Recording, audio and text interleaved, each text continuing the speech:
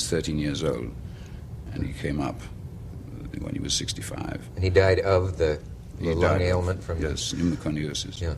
You weren't being sarcastic when you said he loved the mines. You know, he really I didn't know anyone loved to... Oh, yes. Romance. My father, who was apparently a great miner, in the days before mechanization and so on, when you got the great seam, there's a great seam, famous seam, a world famous one, it's called which I believe is called the Great Atlantic Fault.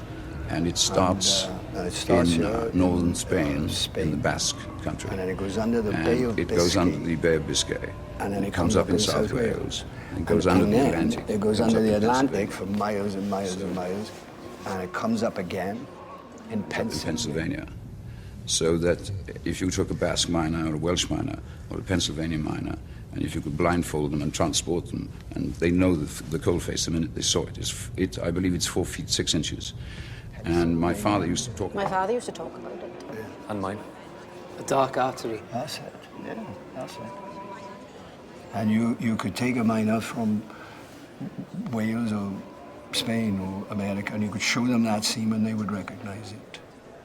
There's no other coal like it. It's perfect, pure. And my father used to talk about it as some men will talk about women. Talk about the beauty of this coal face.